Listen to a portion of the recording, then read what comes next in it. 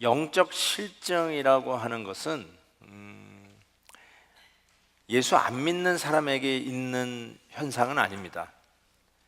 이 영적 실증은 저와 여러분과 같이 이미 신앙생활을 하고 있는 사람에게 닥치는 증상이라고 할 수 있을 것입니다. 한때 열심이었고 신앙생활에 기쁨이 있었습니다.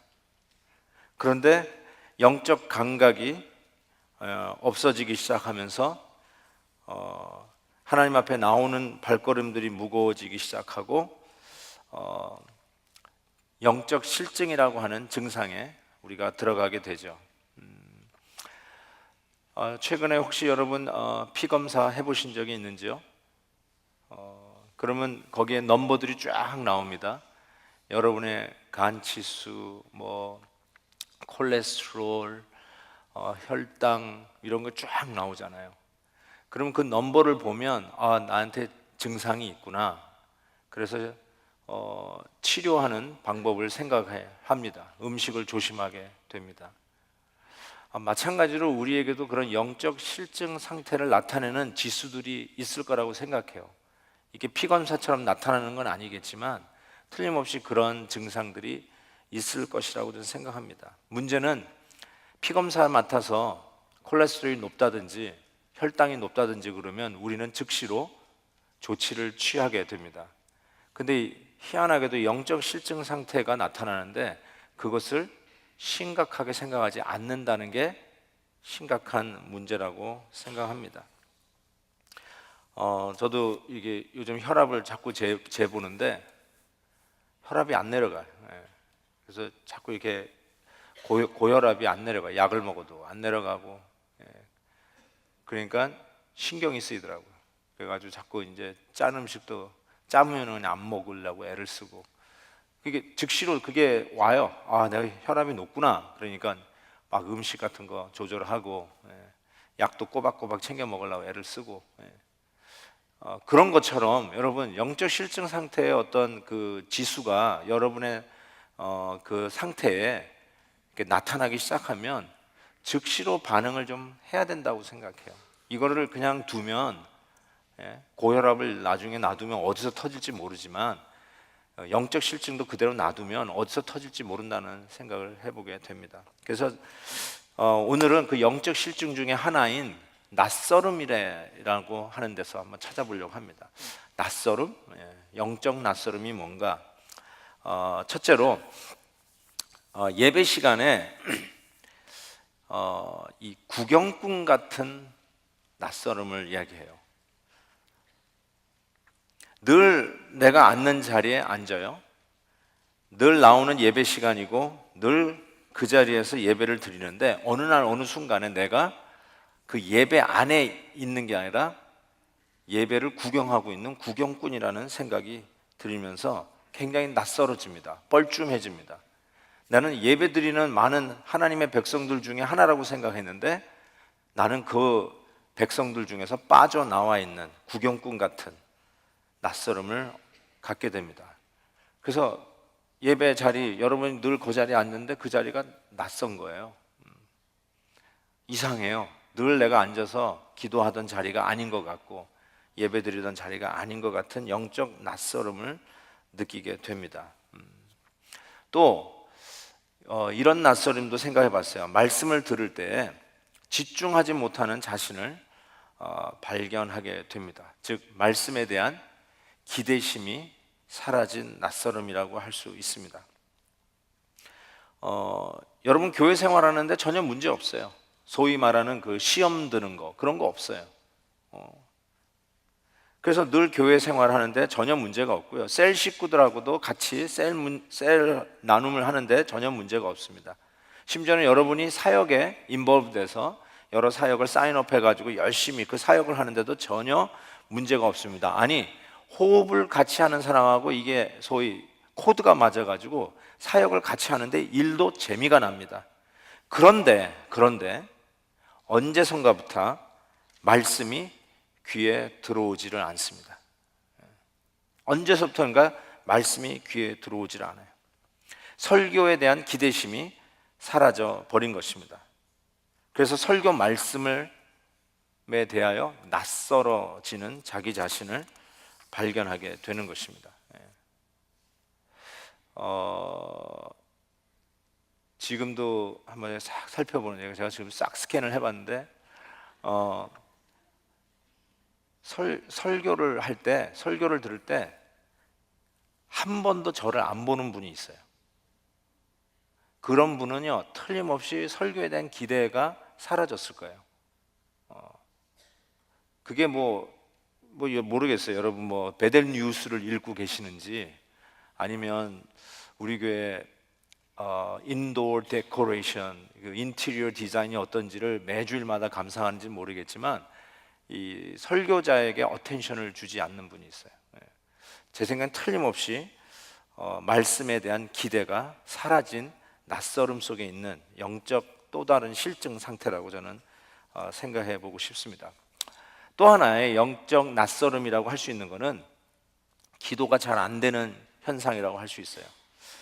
기도가 잘 안 된다, 기도가 막힌 상태라고 이야기할 수 있는데요, 이거를 어떻게 설명해야 될지 모르지만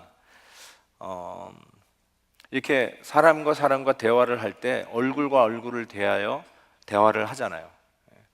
그런데 이 기도가 막히고 기도가 잘 안 되는 상태는 마치 하나님과 대화하는데 그 사이에 문이 닫혀 있는 것 같은, 문을 닫아놓고 얘기하는 것 같은 좀 깝깝함, 답답함, 이런 말들, 혹은 기도를 하는데, 내가 내 기도를 하는데 그 기도 내용이 내가 느끼기에 소위 의미가 별로 없어요. 텅 빈 허전함의 기도 내용이라고 느껴지는 낯설음. 하나님과 교감하는 기도가 아니라 아주 그냥 무의미한 그 음성학적 내뱉음, 소리는 나오는데 전혀 하나님에게 접수되지 않은 것 같고, 아니, 내 가슴에서 그 기도가 쏟아지는 것 같지 않은 것. 그래서 언제 내가 한번 기도를 쏟아내 본 적이 있었는가? 여러분, 기도할 때 마음이 이렇게 쏟아지는 기도가 있어요. 근데 입술에만 머무는 기도가 있을 수도 있어요. 그래서 한번 여러분이 이 기도가 이렇게 꽉 막힌 것 같이 느껴질 때 같이 기도하십시다 하고 기도의 제목을 놓고 선교사님을 위해서 기도한다든지, 우리 자녀를 위해서 우리 한번 기도한다고 하든지, 아니면 교회에 다가오는 여러 가지의 중요한 행사를 위해서 우리가 하나님이 뜻을 나타내 달라고 하고 기도한다든지 하고, 우리가 통성으로 우리 주여 한번 외치고 기도합시다라고 하는데 굉장히 그 기도가 낯설어지는 거예요. 옆에서 주여 하고 하나님 아버지 도와주세요, 이 일 감당하게 해주세요, 막 기도하는 성도들이 막 왕왕 하는데 정작 내 기도는 전혀 낯선 거예요. 내가 언제 신앙인이었는가 하는 생각이 들 정도죠. 자, 이런 게 낯설어요. 어느 순간에 낯설어져 버렸어요. 왜 이런 낯설음이 찾아왔을까? 그 이유를 한번 좀 오늘 본문을 중심으로 한번 찾아보겠는데요, 첫 번째로는요, 이걸 제가 이렇게 생각해 봤습니다. 작심삼일의 현상이다, 이렇게 생각해 봤어요. 오늘 민수기 10장 33절에 보면 이런 말이 있어요. 그들이 여호와의 산에서 떠나 3일 길을 갈 때에, 이렇게 되어 있습니다. 시내산에서 출발해서 3일 길을 간 거예요. 3일 길을. 시내산이 어디입니까? 십계명을 받은 산 아니에요. 하나님을 만난 장소라고요. 하나님 앞에서 은혜 받은 장소라고요. 너무너무나 감격해가지고 예배가 살아나고 기도가 살아나고 하나님의 말씀이 내 가슴에서 요동치는 그런 순간이라 할 수 있는데, 그 시내산에서 3일 길을 가고 나서 일어난 오늘 이 본문의 상황을 한번 생각해 보세요. 지금 그 부분만 읽어서 전체 컨텍스트를 잘 이해 못 하실 수도 있는데, 쉽게 얘기해서 만나에 질려버린 이 백성들이 고기 좀 먹자, 그래가지고 하나님이 메추라기를 보냈는데, 그 메추라기를 먹다가 하나님이 재앙을 내린 사건이 오늘 본문입니다. 그게 배경이에요. 그냥 막 만나에 대한 불평을 하고 있었을 때, 그래 고기 먹고 싶냐? 메추라기를 보내주는데 그 메추라기를 먹다가 죽음으로 이어지는 그러한 기가 막힌 하나님의 재앙을 맛본 현장이 여기란 말이에요. 그게 어디냐면 시내산에서 3일 길을 걸어간 바로 이곳이었습니다. 한번 지도를 보시면 출애굽해서 홍해 바다를 건너서 그 다음에 이 시내 반도, 사이나의 이 반도 삼각형 아래 꼭지점으로 내려가기 시작하죠. 그러다가 맨 아래 최저점을 찍으면 거기가 시내산이에요. 죄송합니다. 시내산에서 조금 올라가는데 보면은 저기 기브롯 핫다아와가 있습니다. 발음이 잘 하기 힘든데 나는 기브론 뜨거워 이렇게 해봤는데, 어쨌든 기브론 핫다아와인데 거기 한 3일쯤 걸어간 저기에서 일어난 일이라는 것입니다. 실은 여러분 그 시내산에서 한 55km, 한 40마일 정도 되는 그 거리인데 작심 3일이라는 말이 정말 제대로 먹혀 들어가는 것 같아요. 작심 3일. 우리들의 결심이 3일을 못 간다는 사자성어 아니겠어요? 근데 3일 길에 저런 일이 벌어졌다는 것은 상당히 시사성이 있습니다. 실은 우리의 삶 속에 꼭 작심 3일만이 있을까요? 실은 작심 3일이 아니라 작심 한 달, 작심 2달도 있을 거고, 작심 반년도 있을 거고, 작심 1년도 있을 거고, 아니 작심 하루도 있을 거고. 참 우리들의 삶을 이제 내일이면 12월이에요. 까먹으셨죠? 내일이 12월인 거. 내일이 12월이에요. 와. 그런데 여러분 1월 달 기억나세요? 1월 1일 기억나세요? 아니 우리 신년 엘세 기억나세요? 그때 하나님 앞에 드렸던 기도와 하나님 앞에 결단했던 그 결심들이 기억이 나시냐고요. 우리들의 삶 속에서 하나님 앞에 드렸던 그러한 약속들과 하나님 앞에 결단했던 것들이 작심 3일 같이 끝나버렸던 그런 일은 없는지요? 어쩌면 영적 건망증이라고도 이야기할 수 있을 것 같아요. 여러분, 그 결심은 어디 가고 지금 여러분은 어디에 계십니까? 어디에 정체되어 있습니까? 우리는 참 열심히 한다고 하지만 어느 날 어느 순간에 갑자기 마치 그 필름이 뒤로 백워드로 슉 돌아가는 것처럼 확 다시 원점으로 더 뒤로 빠져버리는 그런 일들이 얼마나 많은지 몰라요. 제가 이거를 무슨 현상이라고 그러면 저는 이걸 처제 현상이라고 부르는데, 왜 처제 현상이라고 부르냐면 다 멀쩡한데 한 가지를 못 해가지고 아직도 정신병동에 입원해 있는 환자가 있었어요. 근데 그걸 뭘 못하냐면은 다 괜찮은데 그 맥주병만 보면은 이 맥주병을 보고 여보 그러는 거예요. 그러니까 도저히 퇴원을 시킬 수 없는데 어느 날 맥주병을 보고 맥주병 그런 거예요. 그래서 의사가 너무 좋아가지고 이제 퇴원하셔도 되겠습니다. 이제 다 정상이에요. 모든 게 다 회복이 됐어요. 그래가지고 로비에서 이제 퇴원 수속을 받는데 그 로비 구석에 쓰레기통이 있는데 그 쓰레기통 위에 올려져 있는 소주병을 봤어요. 근데 그 소주병을 딱 보고는 이 사람이 처제가 여기 웬일이야? 라고 했다는 거예요. 그래서 어떻게 됐다고요? 다시 또 입원을 해야만 했어요. 저는 이거를 처제 현상이라고 그래요. 진짜 성도님들이 퇴원할 것 같아요. 이젠 정상으로 회복된 것 같아요. 이제 드디어 맥주병을 맥주병이라고 불러요. 그런데 어느 날 어느 순간에 신앙생활 잘하는 것 같은데 갑자기 소주병을 보고 처제가 여기 웬일이야 하는 그런 일들이 얼마나 많은지 몰라요. 다시 뒤로 쭉 빠꾸야. 다시 뒤로 돌아가. 작심삼일의 현상이에요. 열심히 하다가 쫙 뒤로 돌아가는 거예요. 난 그런 분들 많이 만나서, 나 왕년에 학생회 회장했다고, 내가 왕년에 청년부 회장해가지고 얼마나 열심히 뛰었는지 모른다고.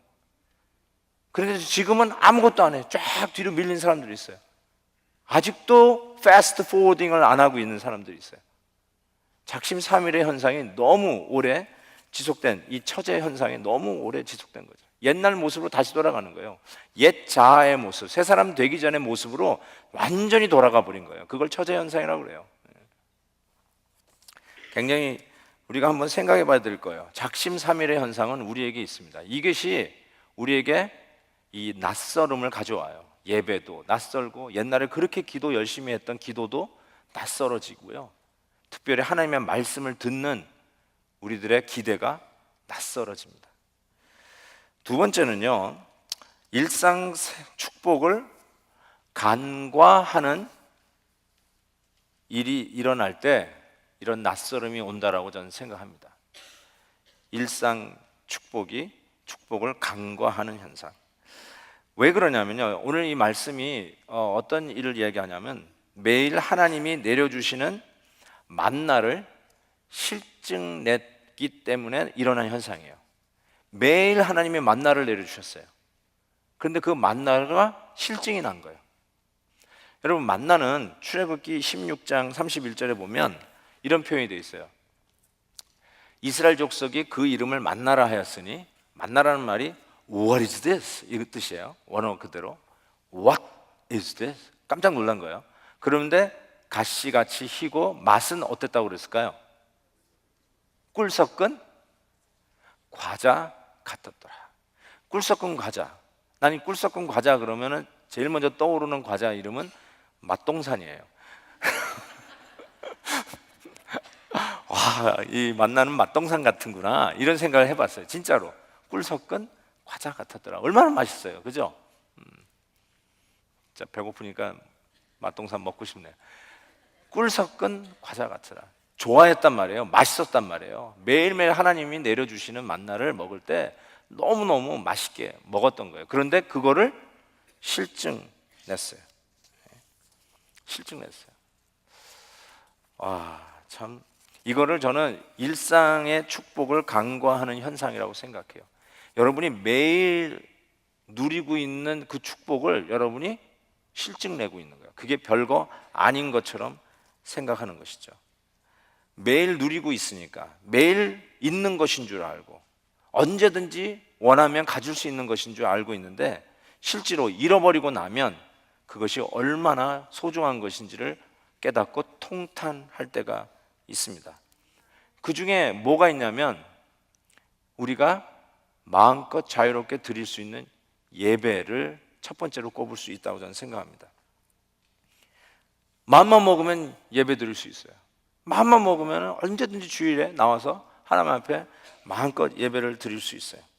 근데 이 예배를 통해서 하나님을 만나고, 예배를 통해서 하나님의 귀한 뜻을 발견하고, 예배를 통해서 내 삶이 강건해지고, 예배를 통해서 하나님이 기뻐하시는 삶을 매일매일 살아갈 수 있다는, 이거에 대한 축복이 축복인지를 모른다는 사실이에요. 예배를 늘 드리지 못하는 성도가 그 다음에 오는 거는, 그런 분이 기도를 할 수 있겠어요? 하나님 앞에 늘 예배 드리는 그 기쁨을 잃어버리고 매일매일 예배 드리고 매일매일 하나님의 말씀을 대하고, 진짜 마음만 먹으면 언제든지 성경을 펴고 말씀을 읽고 큐티를 하고 기도할 수 있는 이 매일매일이 하나님이 공급해 주시는 은혜의 소중함을 모르면 마치 만나를 매일매일 내려주시는 것에 대해서 실증내버리는 이 광야 백성들과 아주 비슷한 일이 벌어진다는 것입니다. 그래서 여러분, 매일매일 늘 보고 누리는 것에 대해서 고마움을 아셔야 돼요. 얼마 전에 우리 지난주 감사제를 보냈지만 정말로 고마운 감사를 하나님 앞에 드리셔야 돼요. 마지막 때에 가장 중요한 말세지말의 현상, 감사치도 아니하고 감사가 없어진 사람들. 진짜 여러분은 얼마나 많은 감사가 살아있는지 한번 뒤돌아보세요. 지난주에 하나님 앞에 정말 어떤 감사를 드렸는지, 얼마나 어프리시에이트 했는지, 특별히 뭐 병에서 나아서 감사라든지, 뭐 특별히 진급을 해서 감사라든지, 이런 거는 특별한 일이니까 특별하게 감사할 수 있을지 모르지만 정말로 매일매일 누리고 있는 것들, 공기, 우리가 늘 쓸 수 있는 것들, 물, 또 건강, 심지어는 내 자녀들, 셀 식구들, 우리 교회 목사님들, 늘 있으니까 다 있는 건 줄 아는데 그런 거에 대한 진정한 감사가 있는지요? 한번 이런 일상적으로 하나님이 주시는 거에 대해서 실증이 날 때 일어나는 현상이 바로 이 낯설음이었다는 것을 생각해 보게 됩니다. 또 하나, 이 영적 실증에 왜 이런 일이 일어났는가? 저는 자기 욕심을 채우지 못하는 데서 일어났다라고 저는 생각합니다. 자기 욕심에서 일어났어요. 민수기 11장 4절 거기 본문에 보면, 본문 직전에 보면 왜 이런 일이 났는지를 나타나는데, 그들 중에 섞여 사는 다른 인종들이 탐욕을 품었어요. 탐욕, 욕심을 가졌어요. 그들 중에 섞여 사는 다른 인종, 이거는 레이시즘을 얘기하는 게, 인종 차별을 얘기하는 게 아니에요. 지금 제가 이걸 적용할 때 항상 이 탐욕과 따라 나오는 짝꿍이 있는데 그게 불평입니다. 저 말씀 좀 읽어보시면 이 광야 백성들이 이제 출애굽해가지고 이 시내산에서 은혜를 받고 3일 길을 가가지고 일어난 현상이 뭐냐면 불평을 시작해요. 무슨 불평을 하냐면, 우리가 애굽에 있었을 때는, 한번 볼까요? 4장 4절에서 6절 보면, 애굽에서 있을 때는 값없이 생선과 오이와 참외와 부추와 파와 마늘을 먹은 것이 생각나거늘 이제는 우리의 기력이 다하여 이 만나 외에는 보이는 것이 아무것도 없도다, 이러면서 불평을 해요. 근데 이렇게 보시면, 야, 누가 우리에게 고기를 주워 먹게 하랴 라고 하면서 애굽에 있을 때는 이렇게 얘기해요. 값없이 생선과 오이와 참외 이런 걸 먹었대요. 그러면서 거기서 값없이라는 말 써요. 프리로 먹었대요. 여러분, 애굽에서 이 사람들의 직업이 뭐예요? 노예예요. 노예가 돈 내고 먹습니까? 프리로 먹지. 근데 그게 마치 이제 미화하는 거예요. 옛날에 노예로 살던 시대를 미화하는 거예요. 완전히요, 사람이요 이렇게 변하는 것 같아요. 불평을 할 때 그 불평의 이유를 합리화하기 위해서 이야기를 하는데, 야, 우리는 애굽에서 종살이 했다라고 하지 않고 애굽에서 거저 먹었다고 생각해요. 와. 근데 참 희한하죠. 이 불평이 탐욕의 짝꿍이고 탐욕이 불평의 짝꿍인데요, 이것을 하면 왜 이렇게 전염이 잘 되는지 모르겠어요. 불평은 모든 전염병 중에 가장 빨리 전염되는 disease, 질병입니다.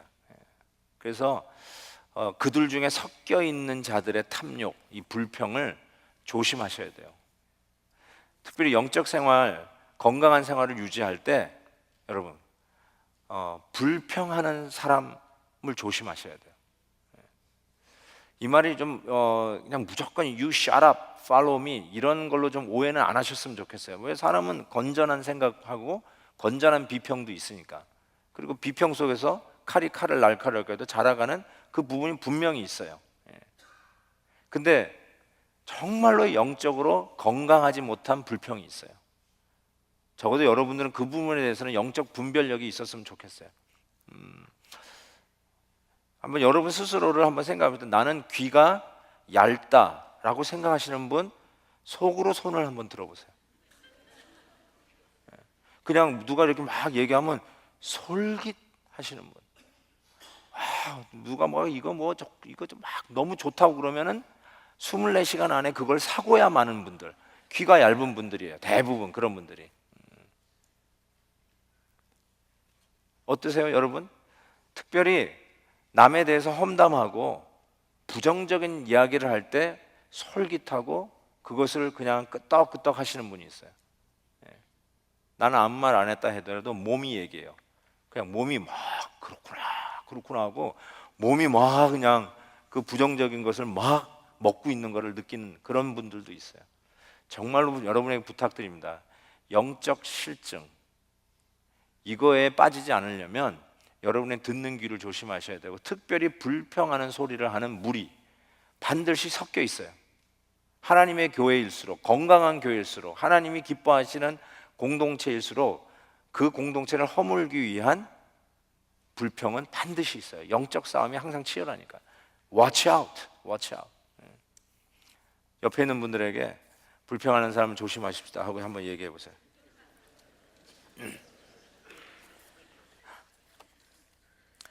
어떤 설교집 제목이 이거였어요. 시속 3마일의 하나님. 시속 3마일의 하나님. 여러분, 그 출애굽 해가지고 가나안 땅까지 그냥 건강한 어른이 걸어가면 10일이면 간대잖아요.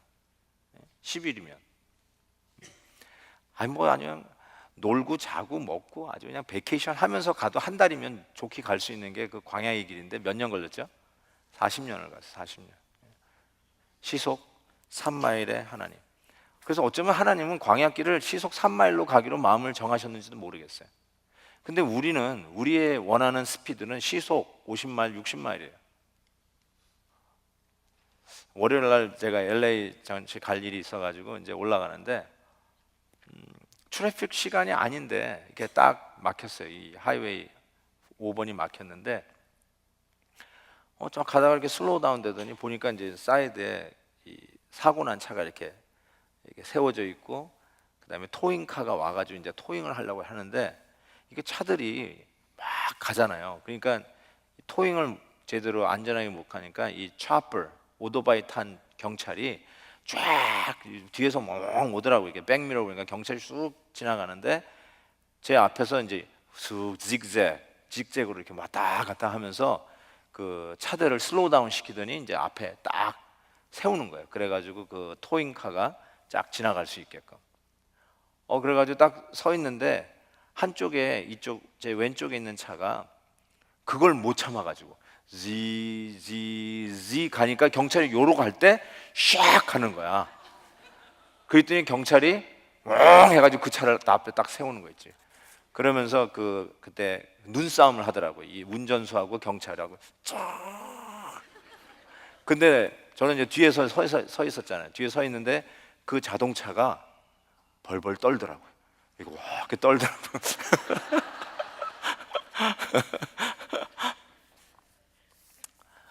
우리는요 60마일로 가다가 잠깐 슬로우 하면 못 견뎌 해요. 경찰이 앞에서 지그재그 하면서 세우라고 슬로우 다운해서 세우라고 하는데도 경찰이 옆으로 싹 피하면 튀어나가려고.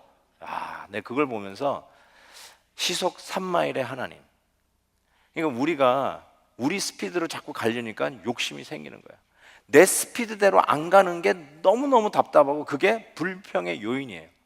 하나님 60마일로 달립시다. 근데 왜 3마일로 따라오세요? Let's go, let's go. 그게 불평이고요. 실은 그게 자기 욕심이에요. 하나님의 페이스로 가야지 내 페이스로 가려고 하는 게 욕심이에요. 하나님보다 앞서가는 게 죄예요. 하나님이 원치도 않는 스피드로 자꾸 자기가 끌고 가려고 하는 게 자기 욕심이라는 사실을 아셔야 돼요. 여러분, 여러분의 원하는 대로 안 되는 것들이 있어요. 여러분의 타이밍에 안 떨어지는 것들이 혹 있을 수도 있을 것 같아요. 그러면서 막 속으로 이건 이때 돼야 되는데 하면서 나름대로는 합리화하고 나름대로는 그것을 정당화하는 이유를 갖고 있다 할지라도 가만히 생각해 보면 하나님 타이밍보다 앞서가는 것은 자기 욕심이에요. 탐욕이에요. 그리고 그것은 여러분의 삶 속에 불평으로 이어진다는 생각을 꼭 기억하십시오. 이와 같이 작심삼일의 현상, 일상의 축복을 간과하는 현상, 그리고 자기 욕심을 먼저 채우려고 하는 이 현상, 이것이 영적 낯설음의 원인이라고 저는 생각합니다. 이런데 여기서 하나님이 드디어 하시는 일이 뭐냐면 오늘 본문 말씀 보니까 11장 33절 고기가 아직 그 이 사이에 씹히기 전에 여호와께서 백성에게 대하여 진노하사 심히 뭐죠? 큰 재앙으로 치셨다. 이렇게 되어 있어요. 심히 큰 재앙으로 치셨어요. 이 메추라기 고기를 먹는데 오늘 본문 보니까 이틀을 거뒀어요. 이틀을 거뒀는데 얼마나 거뒀냐면 열 호멜, 32절 보세요. 열 호멜이나 거뒀어요. 이 호멜은 그 양의 그 단위인데 어떻게 얘기해야 되나? 쌀까마 여러분 한번 져보신 적 있어요? 쌀까마? 한국의 쌀까마. 여기서는 제일 큰 게 몇 파운드짜리죠? 예? 25파운드? 50파운드죠. 예. 50파운드를 한 가마 정도라고 하면 한국에서 한 가마는 50파운드보다 조금 더 무거운 것 같은데. 제가 어렸을 때 쌀가마를 한번 접은 적이 있다가 죽는 줄 알았어요. 너무 무거워가지고 이렇게 어렸을 때 한번 메어봤는데 그 쌀가마 22개가 10호멜입니다. 그러니까 생각해 보세요. 아무리 천천히 그 메추라기 고기를 긁어 모아도 쌀가마 22개의 양을 메추라기를 거뒀어요. 그리고도 남아서 진영 사면에 이 메추라기 고기를 널리 이게 펴놨다고 그랬는데 말리는 거예요. 마치 고추 말리듯이 메추라기 이 고기를 말리는 거예요. 그런데 고기가 아직 이 사이에 있어 씹히기 전에, 이 표현이 아주 기가 막힌데요. 계속 먹고 있다는 거죠. 얼마나 맛있게 먹었겠어요. 고기 먹고 싶다고 그러는데 메추라기를 뜯어 먹는. 근데 나는 메추라기 고기는 못 먹어봤는데 혹시 먹으신 분 계세요? 주 목사님 먹어봤어요? 이스라엘 계셨는데 안 먹어봤어요? 오케이. 혹시 참새구이는 먹어봤어요? 참새구이. 닭똥집 먹어봤어요? 참새 날개 이런 거 안 먹어보셨어요? 오케이. 어쨌든 되게 맛있대요. 저는 실은 포장마차에서 먹어본 적이 없으니까 어떤 맛인지 모르겠는데 포장마차 잘 가시는 분은 아마 먹어보셨으리라고 생각합니다. 물론 액체와 더불어 마셨겠지만 자 보세요. 근데 저게 뭔지는 모르겠어요. 메추라기 고기가 아직 이 사이에 고기가 끼어 있는데 하나님이 큰 장을 내렸어요. 이게 뭘까요? 제가 주석책을 찾아봤는데 주석책에 이 부분을 해석을 안 해놨더라고요. 도대체 메추라기를 먹다가 오는 재앙이 뭘까? 소화불량? 소화불량 가지고 죽나요? 보니까 거기에 백성들을 장사 지냈어요. 메추라기 고기를 먹다가 죽었어요. 이제 뭔지는 잘 모르겠지만 뭐 급성 뭐라고 그러죠? 그 식중독이 아니었을까? 이게 뭐 걷어가지고 그냥 먹느라고 이게 막 상하고 있는 것도 모르고 막 먹다가 그냥 가버린 게 아닌가 싶기도 합니다. 근데 어쨌든 먹는 가운데 아니면 뭐 진짜 하나님이 다른 재앙을 주셨다고 생각할 수도 있는데 어쨌든 큰 재앙이 와가지고요 정신을 차리게 하는 것을 보게 됩니다.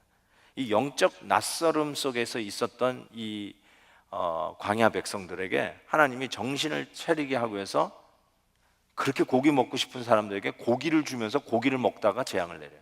이게 하나님의 아이러니예요.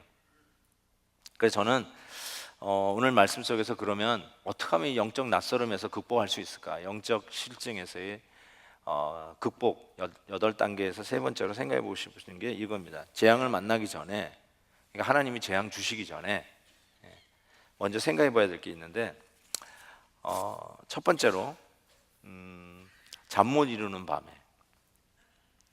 여러분 이런 영적 실증 상태가 오면 이게 예수 안 믿는 사람에게 오는 게 아니잖아요. 교회를 한 번도 안 다녀본 사람에게 영적 실증 이런 거 없어요.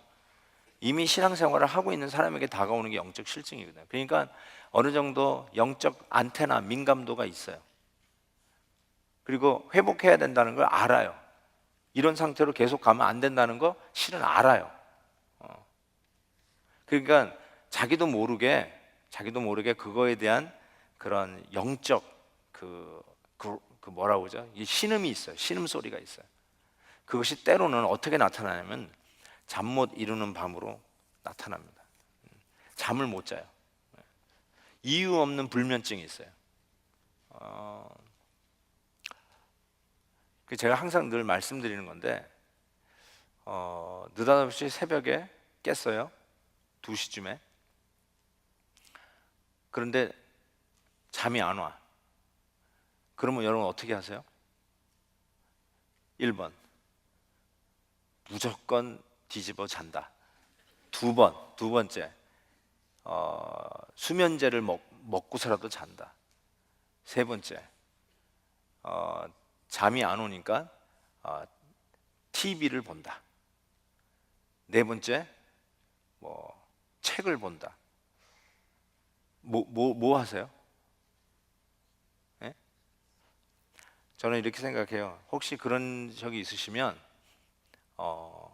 기도하세요. 기도하라고 깨우시는 하나님의 특별한 이런 옆구리 치심이라고 저는 생각해요. 깰 때가 아닌데 깼어요. 근데 다시 잠이 안 와. 천사가 옆에 와서 영적 실증 속에서 신음하고 있는 여러분을 깨우는 거예요. 너 기도하라고. 기도하세요. 그리고 그때 기도하면 하나님께서 하시는 일들이 있어요.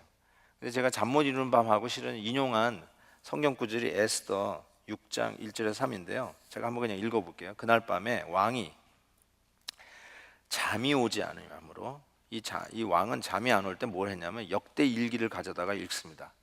근데 그 일기를 읽다가 뭘 발견하냐면 두 넷이 빅다나와 데레스가 아하수에로 왕을 암살하려는 음모를 모르드게가 고발한 것을 알게 됩니다.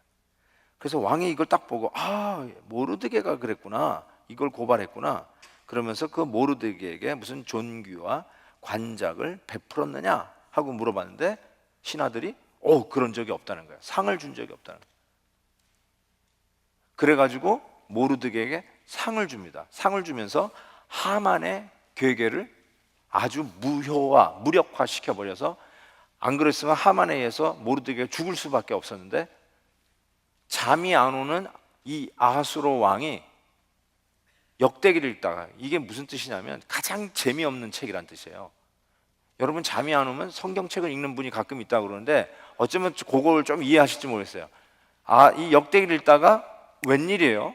다시 재미가 없어서 잠을 잘 줄 알았는데 모르드게가 공로를 세웠는데도 아무것도 안 해줬다는 걸 알아가지고 모르드게가 살아나는 일을 해요.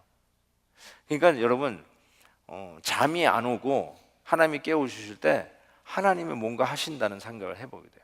그래서 저는 항상 얘기하지만 정말 왜 이렇게 잠이 안 오지 하면서 다시 막 잘라고 막 그냥 이리 구르고 저리 구르고 막 뒹굴뒹굴 하면서 한 두세 시간을 뒹굴뒹굴 하는 사람이 있는데 나 그것처럼 어리석은 게 없다고 생각해요. 왜 뒹굴뒹굴 거려요? 잠이 안 오는데. 그 시간에 뭐 하라고요? 기도하세요. 자, 불면증에 걸린 분들, 자, 뭐 하세요? 기도하세요. 기도하세요. 내가 교회를 위해서 불침범을 서야 되겠다. 그래서 하나님이 나한테 불면증을 주셨나 보다. 기도해야 되겠다. 그런 마음을 가져보세요. 그러면 잠도 주실 줄 믿습니다. 그 방지일 목사님 아세요? 그 100세 넘게 사신 우리 한국교회 원로 목사님이신데 작년에 돌아가셨죠? 근데 그때 100세가 넘으셨는데도 그냥 강단에서 설교를 하시는 아주 강단이셨는데 그 박 목사님한테 이 장수의 비결이 뭐세요? 여쭤봤더니 이렇게 얘기하더라고요. 졸릴 때 자고 깰 때 일어나는 거, 이렇게 얘기하시더라고요. 와, 난 그 말이 아주 명문명답. 근데 수명을 단축하는 법, 안 졸릴 때도 자고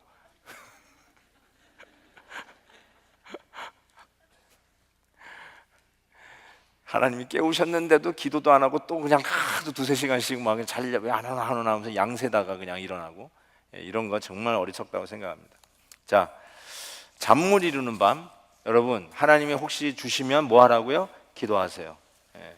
재앙이 오기 전에 기도하세요. 두 번째, 경건한 자의 권고를 들으세요. 경건한 자의 권고를 들으세요. 잠언 19장에 보면 너는 권고를 들으며 훈계를 받아라. 그리하면 네가 필경은 지혜롭게 되리라. 여러분 권고를 들으세요. 특별히 교회 신앙으로 영적 어른과 같은 장로님들의 권고를 들으세요. 그리고 장로님들은 메인 잡이 뭐냐면 연약한 성도들을 찾아가 권고하는 일이에요. 위로하는 일이에요. 말씀으로 권고하는 일이에요. 실은 그거를 전부 다 우리 목사님들에게 맡겨버렸는데 실은 장로님들이 그 일을 하셔야 돼요. 왜냐하면 훨씬 더 가까이 있잖아요. 우리 성도들의 삶에 훨씬 가까이 있는 우리 장로님들이 영적으로 막 힘들어하고 영적으로 제대로 서 있지 못하는 성도들을 유심히 보다가 권고를 하셔야 돼요. 김 집사, 이러면 안 돼. 이렇게 권고를 하실 줄 아셔야 돼요. 그리고 그 얘기를 들으면 경건한 자의 권고를 반드시 들으셔야 돼요. 이 장로님 나한테 나의 영적 건강을 위해서 얘기해 주시는구나. 들으셔야 돼요.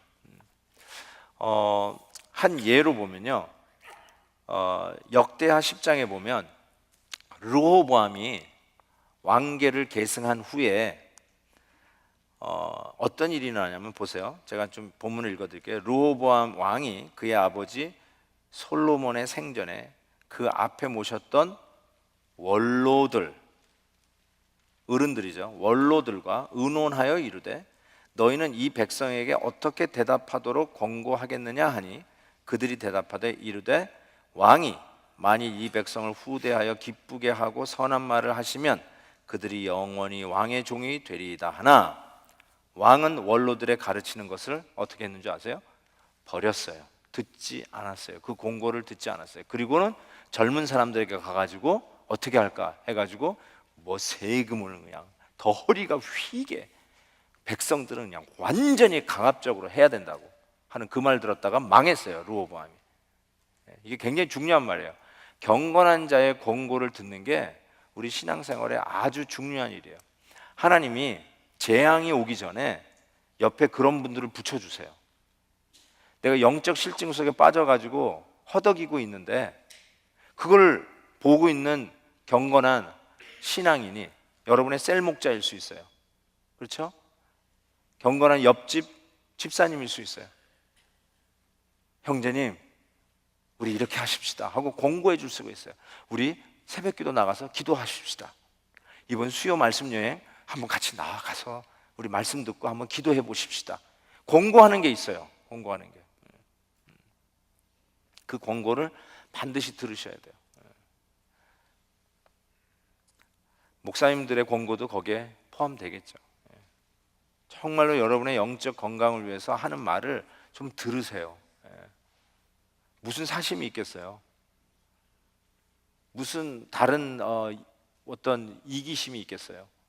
진짜 여러분의 영적 건강을 위해서 충언의 말을 아끼지 않는 경건한 자의 권고를 꼭 들으세요. 재앙을 만나기 전에.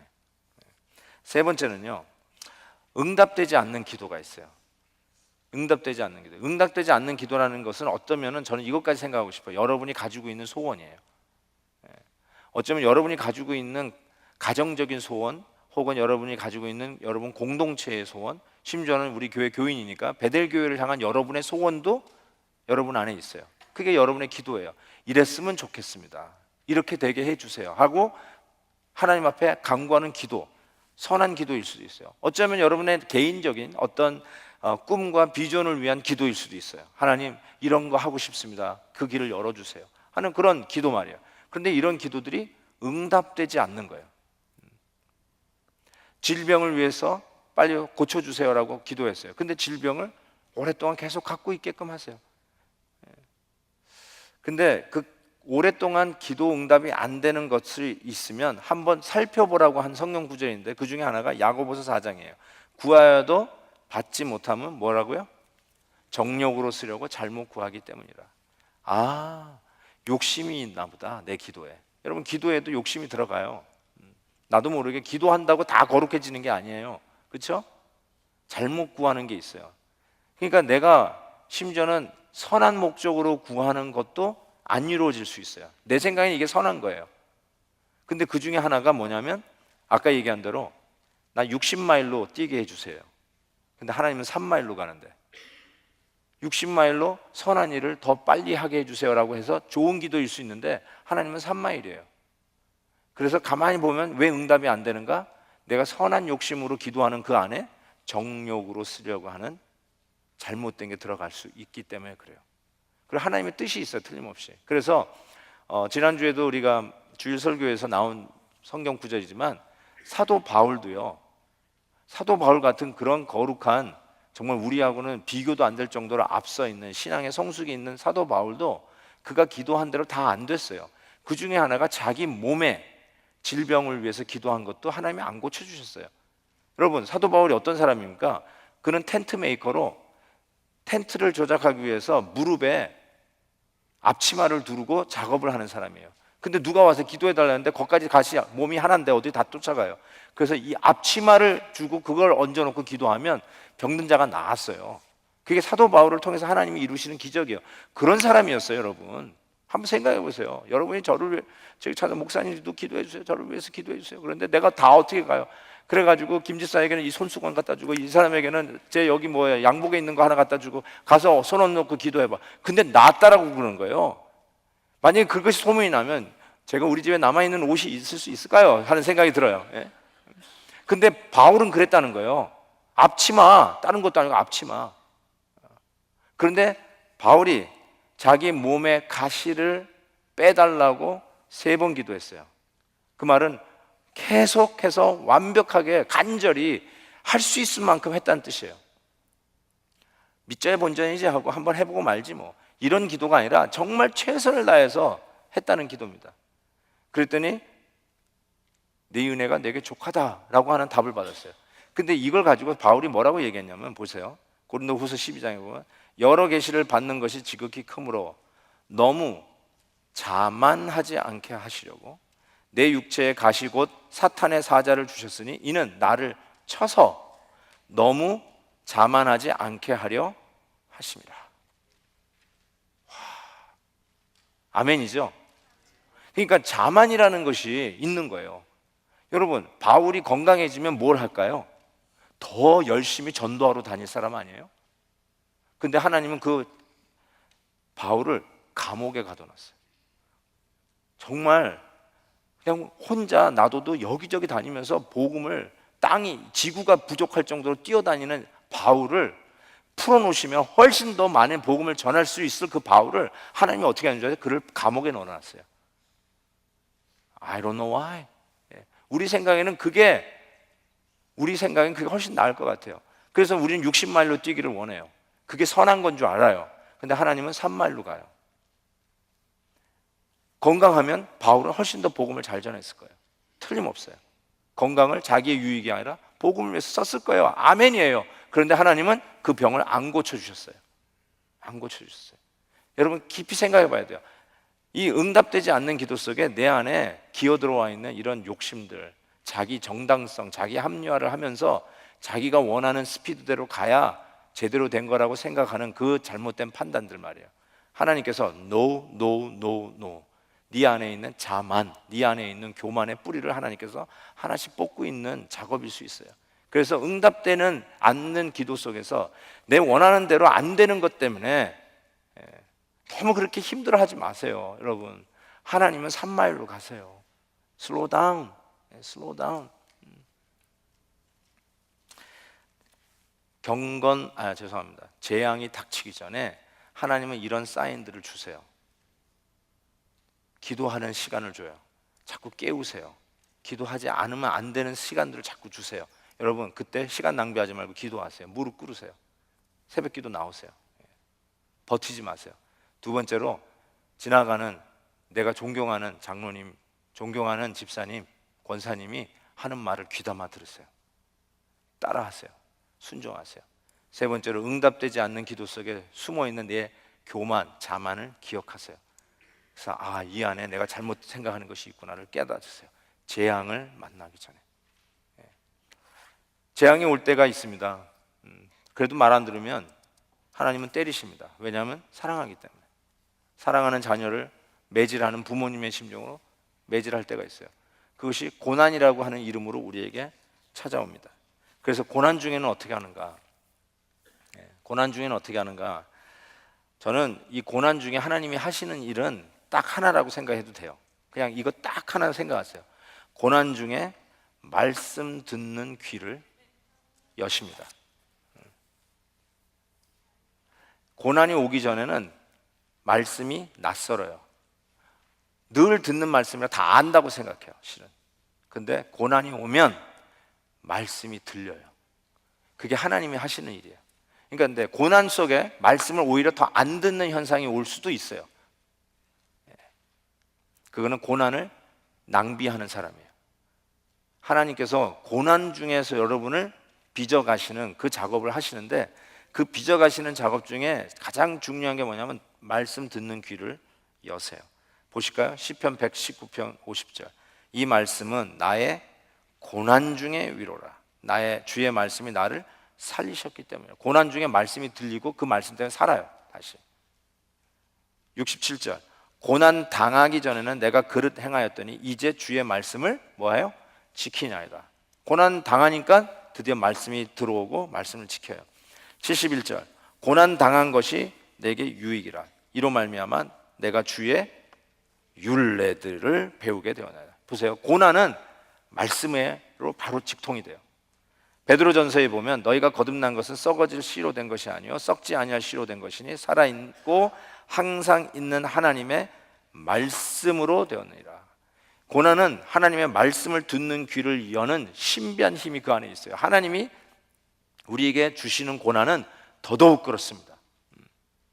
우리를 깨우치기 위해서 주시는 고난은 이놈아 하고 하는 징벌의 수준을 넘어서 하나님의 말씀의 귀를 열도록 열어주시고 하나님 앞에 회복하는 고난인 것을 우리가 깨닫게 됩니다. 그래서 C.S. 루이스는 고난을 하나님의 확성기다. 왜냐하면 강단에서 외쳐지는 메시지가 도저히 안 들려요. 여러분이 볼륨이 약해서 안 들려. 그러니까 고난이라는 것을 통해서 드디어 말씀이 듣도록 확성기, 메가폰으로 때려주신다는 거예요. 그래서 finally I hear, 하나님을 듣는 거예요. 하나님을 듣는 거예요. 그게 고난이라고 그랬어요. 고난 중에 또 하나 여러분에게 부탁하고 싶은 거는 사라지지 않는 떨기나무가 되십시오. 사라지지 않는 떨기나무가 되십시오.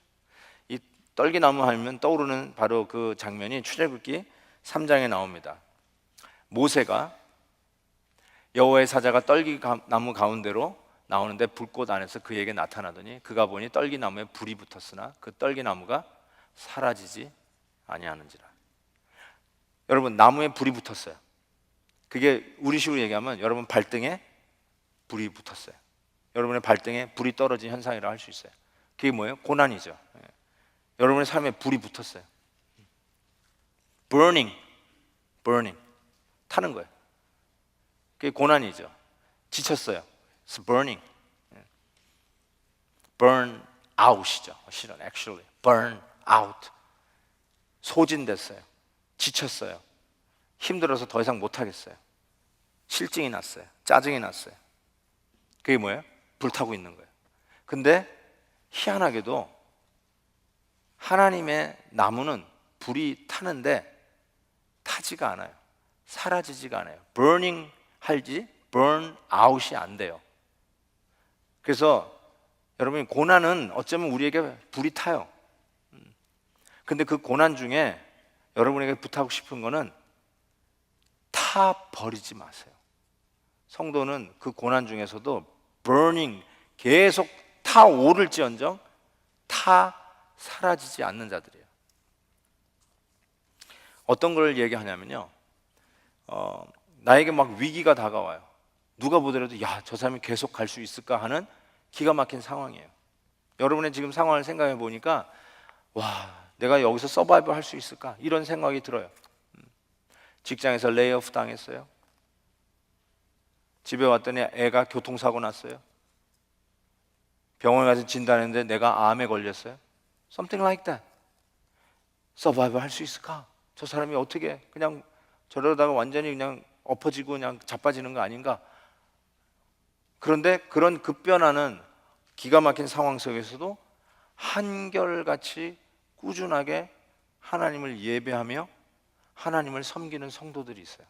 그게 뭐냐면 타지 않는, 사라지지 않는 떨기나무예요. 불이 붙었지만 사라지지 않는 떨기나무가 됐어요. 그런 환경에 의해서 요동치는 성도가 아니라 이 세상에 나를 통째로 잡아먹으려고 달려들어도 오늘도 꿋꿋하게 믿음을 지키고 한결같이 하나님의 자리에 나와서 기도하고 하나님의 자리에서 예배하는 성도들이 되십시오. 그게 타지 않는, 사라지지 않는 떨기나무입니다. 두 번째로는요, 어떤 상황 속에서도 겸손을 지키세요. 이거 상황에 한번 이런 얘기 해볼까요? 우리 이제 다음 주 수요일에는 우리 장로 안수집사 권사 피택하는 시간이 있습니다. 근데 그때는 항상 예민해져요. 성도들이 교회가 예민해져요. 뭐 I understand. 뭐 그거 뭐 쿨한 척 할 필요 없어. 예민해지는 건 사실이에요. 그런데 제가 이렇게 말씀드리겠습니다. 예를 들어서 장로 피택을 하는데 떨어졌어요. 자, 여기 떨어지신 분들 여기 몇 분 계시는데, 야, 떨어졌을 때 어떻게 해야 돼요? 어떻게 해야 돼요?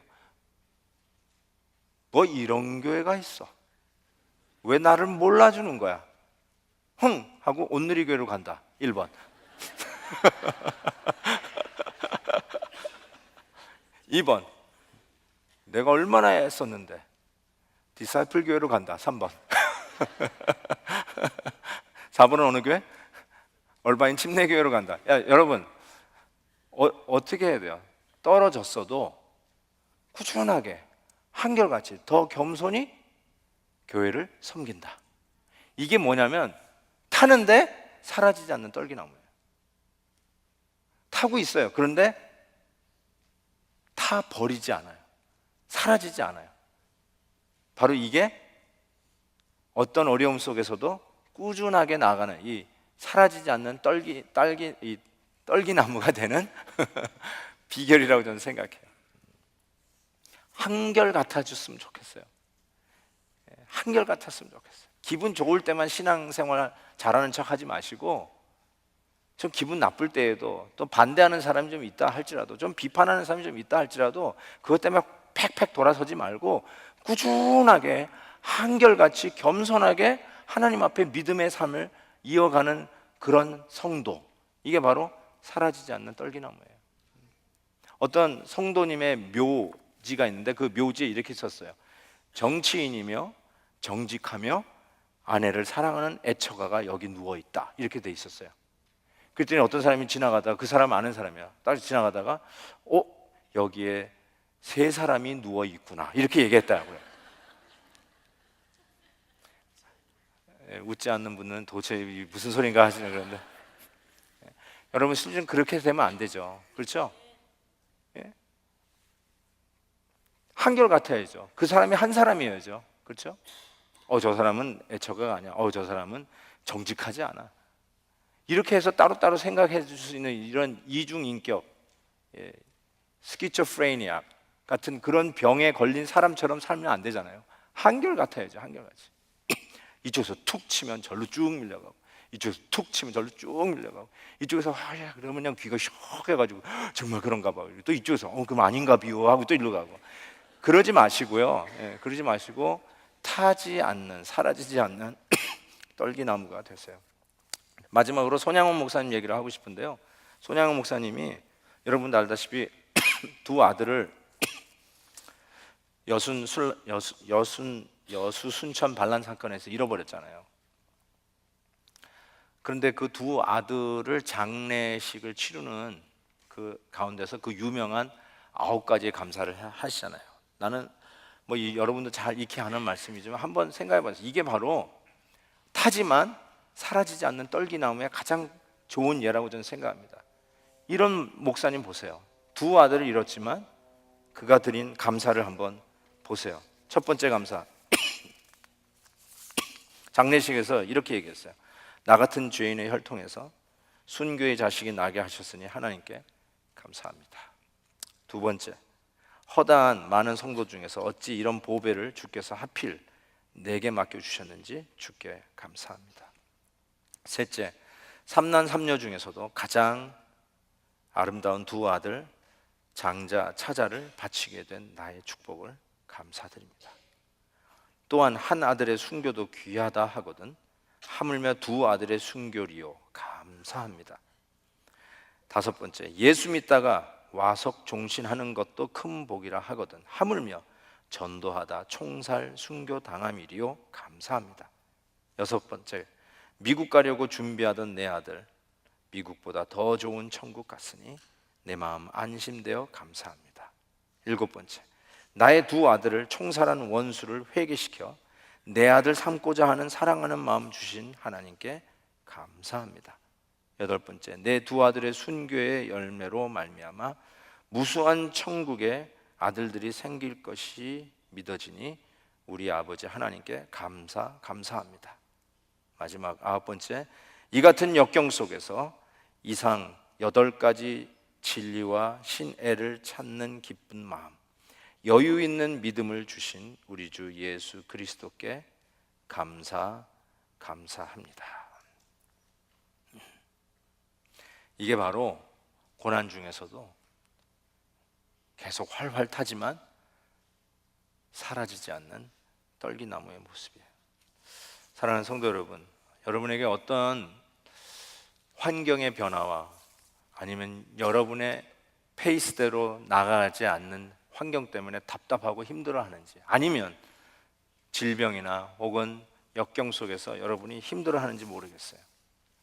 그래서 잃어버리는 게 있다면 하나님을 향한 예배, 늘 하나님이 주시는 축복에 대한 그 놀라운 일들을 여러분이 간과해버린 나머지, 그렇게 뜨겁게도 첫사랑 속에서 하나님을 섬기고 기쁘게 달려왔던 여러분의 신앙길이 여러분의 원하는 환경이 아니라고 잃어버리고 영적 실증에 빠져 있다면, 여러분 오늘 이 말씀을 좀 깊이 생각하시면서 고난 전에 깨닫게 하시는 3가지의 방법 속에 빨리 깨우치시고, 혹 고난 중에 있다 할지라도 하나님이 여러분을 그 고난 속에서 다시 하나님의 말씀의 귀를 듣는 귀로 열어주시고,